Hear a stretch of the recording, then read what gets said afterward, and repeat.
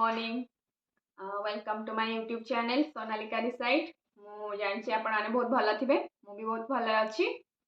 तो एते सकाल सकाल टिके वीडियो बनार इच्छा ला कि आज हमर घर पाखरे ब्रह्मेश्वर मंदिर अछि, से भी नदी पठार। तो सेठी एबे चौप्रहर यज्ञ मेला गोटे चलछि, सेति पई मु एबे बाहर जी मंदिर को टिके जिबा पई। तो एबे जिबा आ सेठी अरहत डालमा खट्टा होछि, खाईदवा जहाँ मंदिर प्रसाद टा बहुत भल लगे ना, से जहाँ भी हो जाऊ मंदिर प्रसाद टा बहुत भल लगे।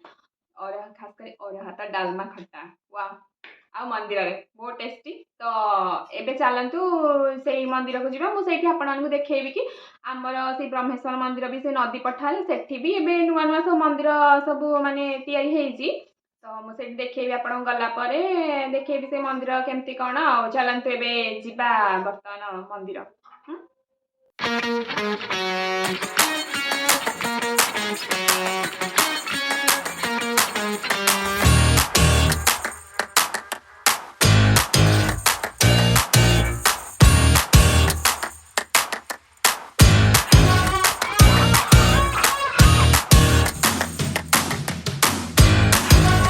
देखु आम ए पहुँची गलु आम ब्रह्मेश्वर मंदिर पाखरे।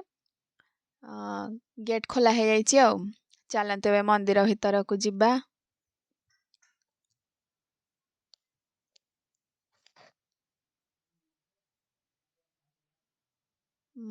एबे सामने लक्ष्मी माँ का मंदिर देखा जाउची।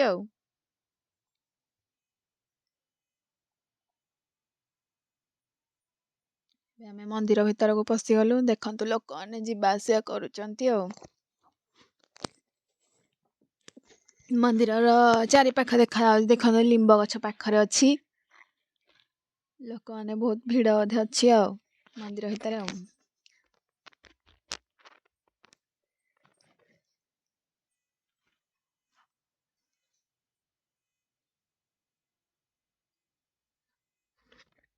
आम ए शिव मंदिर पाखरे पहुँची गलु। अरे पिला ने कौन खेल जोई रे आउ हाँ चलु पुणी आसिले हारी। हौ हौ हौ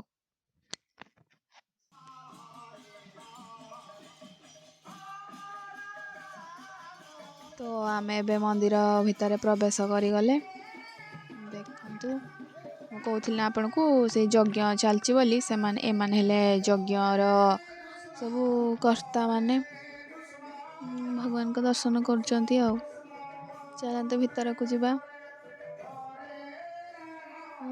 एबे गेट बंद अच्छी। नंदी को टिका दर्शन करदबा।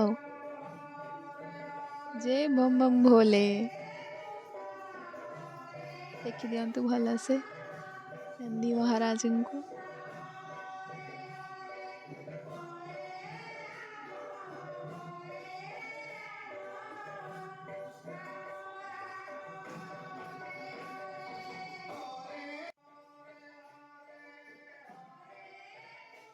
तो एबे देखंतु मंदिर तो गेट पड़ जाइए।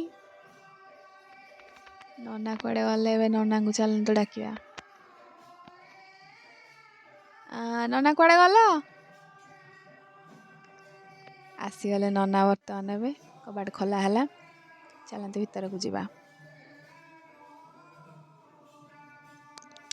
तो आम ए मंदिर भीतर को प्रवेश कर सारे। देखंतु नना ए पूजा करवा आरंभ कर देले।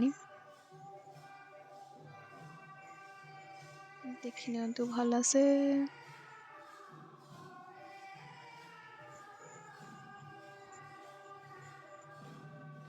पूजा चलची महादेव कर।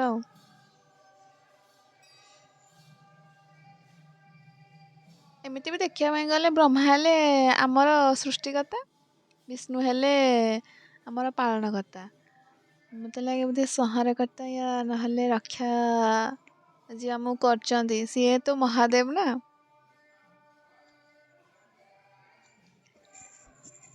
देखंतु नना भला से पूजा कर।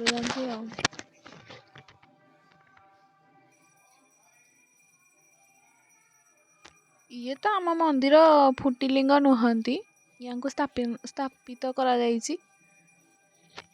फिर भी भगवान ना महादेव ମହାଦେବ ଯୋଉଠି ବି ଥିଲେ ମହାଦେବ ହିଁ ଶୁଣିବେ, ମାନେ ଯୋଉଠି ବି ଥାଆନ୍ତି ସେ ସ୍ଥାପିତ ହୁଅନ୍ତି ଆଉ ଫୁଟିଲିଙ୍ଗ।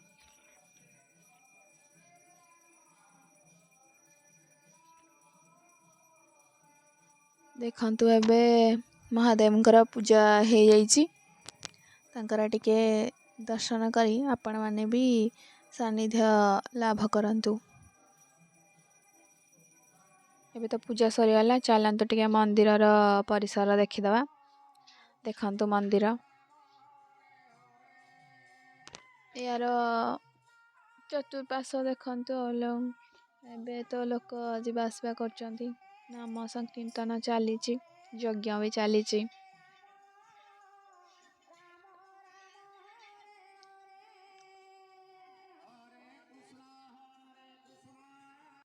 ଦେଖନ୍ତୁ ଏବେ ମନ୍ଦିର ପୁରା ତାର ଚାରି ପାଖରେ ଥିବା ବାକି ସବୁ ଭଗବାନଙ୍କୁ ଦେଖନ୍ତୁ। ଇଏ ହେଲେ ଗଣେଶ, ସନ୍ ଅଫ୍ ମହାକାଳ।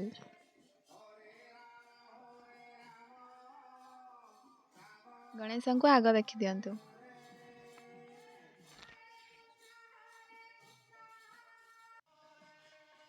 ଦେଖନ୍ତୁ ଏବେ ମନ୍ଦିରରେ ଆଉ କିଛି ଥିବା ଚାରି ପାଖରେ ଭଗବାନଙ୍କର, ମୁଁ ସେତେବେଳେ ଆପଣଙ୍କୁ ଗଣେଶଙ୍କର ଦେଖେଇଥିଲି। ଏବେ ଦେଖନ୍ତୁ ଏପଟେ ମା ଦୁର୍ଗା ଅଛନ୍ତି, ଏପଟ ପାଖରେ ଅଛନ୍ତି କାର୍ତ୍ତିକେ,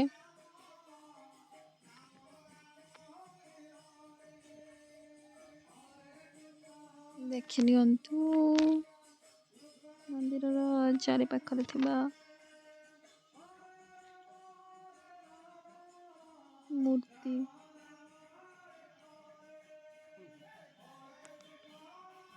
ମହାଦେବଙ୍କର ପ୍ରଥମ ପୁତ୍ର କାର୍ତ୍ତିକେ, ଦେଖିନିଅନ୍ତୁ ଏ ମା ଦୁର୍ଗା। ତଳେ ଅଛି ପାଦୁକର କୁଣ୍ଡ।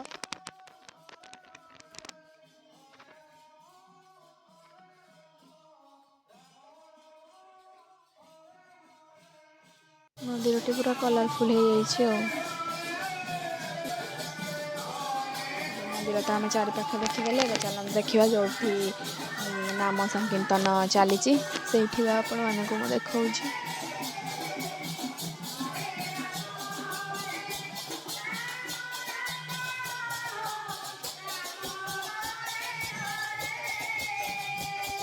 ଦେଖିନିଅନ୍ତୁ ଏବେ ଯଜ୍ଞ ବି ହେଇଯାଇଛି, ତ ଏବେ ଆମର ନାମ କୀର୍ତ୍ତନ ଚାଲିଛି ଆଉ।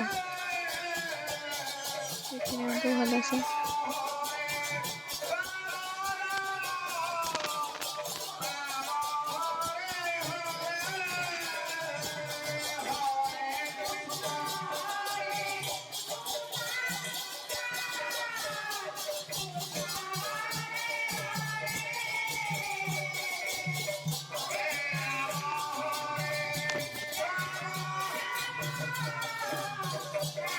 ଚାଲନ୍ତୁ ଏବେ ସଂକୀର୍ତ୍ତନଟା ଦେଖିଦେଲେ, ଏବେ ଚାଲନ୍ତୁ ଦେଖିବା ଆମ ପାଖରେ ଅଛନ୍ତି ଆମର ଗ୍ରାମ ଦେବୀ, ଯାହାଙ୍କ ନାଁ ହେଲା ମା ବ୍ରାହ୍ମଣୀ ଦେବୀ। ସେ ବି ପାଖରେ ଅଛନ୍ତି, ସେଠି ବି ଯଜ୍ଞ କୀର୍ତ୍ତନ ଚାଲିଛି। ଦେଖନ୍ତୁ ଆମର ମା ଭଉଣୀମାନେ କେମିତି ଖୁସିରେ ନାଚି ନାଚି ଗୀତ ଗାଉଛନ୍ତି। ଏବେ ମାନେ ଆମର ଲେଡ଼ିଜ୍ ମାନେ ସବୁଥିରେ ଫାଷ୍ଟ, ସେଥିପାଇଁ ଦେଖନ୍ତୁ ନାମ ସଂକୀର୍ତ୍ତନରେ ବି ଆଗରେ ଅଛନ୍ତି। ଚାଲନ୍ତୁ ଏବେ ମାଙ୍କ ପାଖକୁ ଯିବା, ତାଙ୍କର ବି ସାନ୍ନିଧ୍ୟ ଲାଭ କରିବା। ମନ୍ଦିରକୁ ଯିବା ପୂର୍ବରୁ ଦୁଇଟି ସାମ୍ନାରେ ଘୋଡ଼ା ଅଛନ୍ତି, ଦେଖିନିଅନ୍ତୁ ଭଲସେ। ମାମା ବି ଆସିଗଲାଣି ପୂଜା କରିବା ପାଇଁ।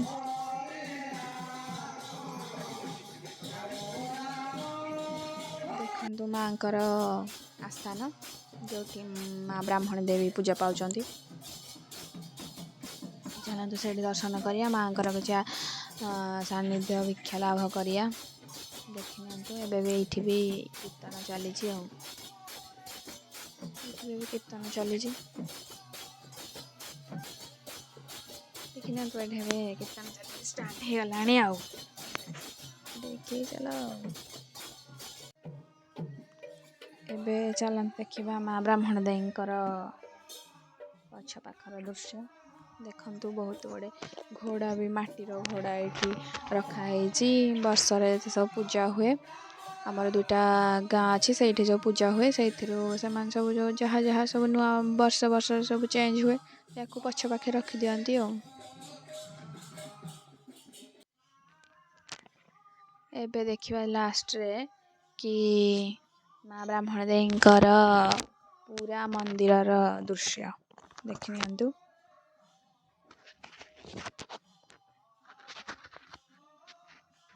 ଏବେ ସୁନ୍ଦର ଲାଗୁଛି, ପୁରା ଦୂରରେ ଗଛ ସବୁ ଲଗା ହେଇଛି। ଏବେ ତ ମାଆଙ୍କର ଦର୍ଶନ ସରିଗଲା। ଚାଲନ୍ତୁ ଦେଖିବା ପାଖରେ ଆଉ ଗୋଟେ ମନ୍ଦିର ଅଛି, ଏବେ ତିଆରି ହେଇଛି ନୂଆ, ହନୁମାନଙ୍କର ମନ୍ଦିର ଦେଖାଯାଉଛି ଆପଣମାନଙ୍କୁ। ପାଖରେ ବି ରୋଷେଇ ଚାଲିଛି, ଅରୁଆ ଭାତ, ଡାଲମା, ଖଟା। ମନ୍ଦିରର ଖାଇବା ବହୁତ ଟେଷ୍ଟି।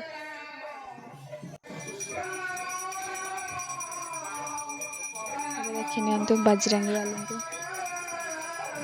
ପୂଜା ତାଙ୍କର ବି ଚାଲିଛି ଆଉ। ଏବେ ଖାଇବା ଟିକେ ଦେଖିଦିଅନ୍ତୁ। ଏବେ ଖଟା ତିଆରି ସରିଗଲାଣି।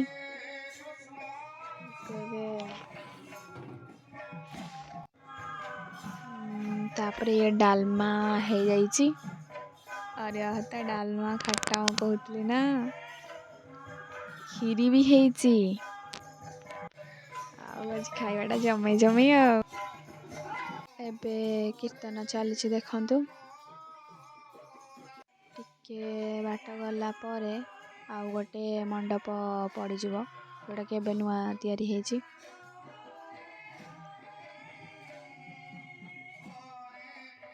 ଏଇଟା ଏବେ ନୂଆ ତିଆରି କରାଯାଇଛି, ଦେଖନ୍ତୁ। ଏଇଥିରେ ବି ମାନେ ଯଜ୍ଞ ହେଉଛି ଆଉ। ତା ପାଖରେ ଲାଗିକି ଆଉ ଗୋଟେ ମନ୍ଦିର ଅଛି, ଏବେ ଏଇସବୁ ନୂଆ ତିଆରି ହେଇଛି। ଘର ବି ଦେଖାଯାଉଛି, ଏବେ ନୂଆ ତିଆରି ହେଇଛି। ଚାଲନ୍ତୁ ଏବେ ଯିବା ଗୋଟେ ମନ୍ଦିର ପାଖକୁ, ସେଇ ପାଖରେ ଅଛି।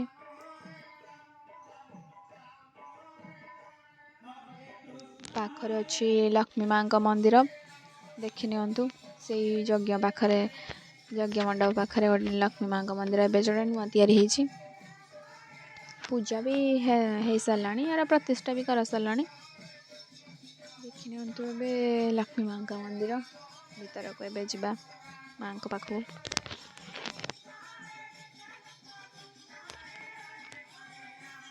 ଦେଖନ୍ତୁ ଏବେ ସାମ୍ନା ପଟ, କିନ୍ତୁ ମନ୍ଦିର ଏବେ ବନ୍ଦ ଅଛି, ପହଳ ପଡ଼ିଯାଇଛି ଆଉ।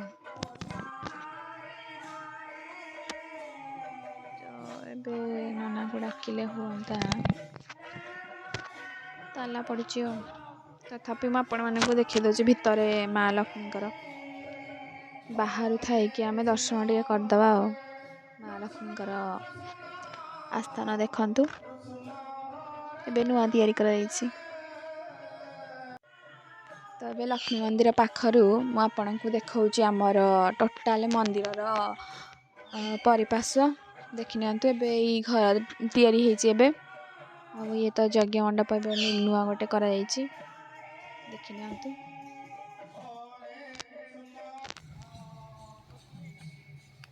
ଚାଲନ୍ତୁ ଏବେ ଟିକେ ନଦୀ ଦେଖିବା। ଦେଖନ୍ତୁ ଏଇ ନଦୀଟା ମୁଁ ଆପଣଙ୍କୁ ଦେଖିବା ପାଇଁ ଭୁଲି ଯାଇଥିଲି। ୟାର ନାଁ ହେଲା ବ୍ରାହ୍ମଣୀ ନଦୀ, ଆମ ଓଡ଼ିଶାର 2nd ବୃହତ୍ତମ ନଦୀ, ଯେକି ବ୍ରାହ୍ମଣୀ ଯେହେତୁ ଆମର ଗ୍ରାମ ଦେବୀଙ୍କର ନାଁ ହେଲା ମା ବ୍ରାହ୍ମଣୀ ଦେବୀ, ତେଣୁ ସେଇ ବ୍ରାହ୍ମଣୀର ପଠାରେ ଅଛନ୍ତି, ତ ସେଥିପାଇଁ ତାଙ୍କ ନାଁ ମା ବ୍ରାହ୍ମଣୀ ଦେବୀ ରଖାହେଇଛି।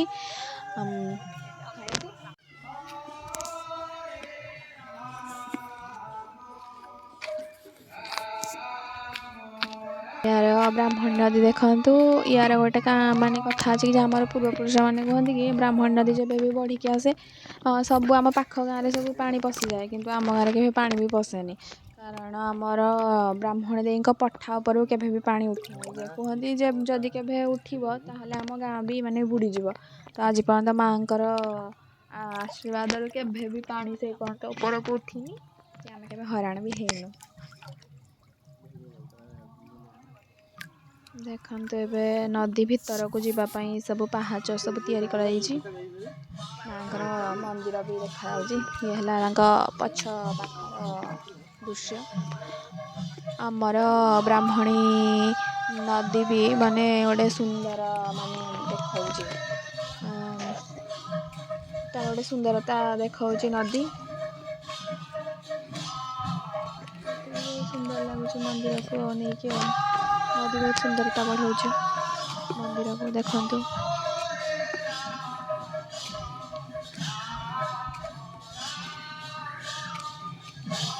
ତ ଆମେ ଏବେ ନଦୀ ତ ବୁଲି ସାରିଲେ, ଏବେ ପୁଣି ଫେରିବାଟା ମୁଁ ଆପଣଙ୍କୁ ଗୋଟେ କଥା ଭୁଲି ଯାଇଥିଲି କହିବା ପାଇଁ କି ମନ୍ଦିରରେ ଆମର ଏବେ ଗୋଟେ ନୂଆ ତିଆରି କରାଯାଉଛି, ଯେଉଁଟା ଦେଖାଯାଉଛି ଆପଣମାନଙ୍କୁ।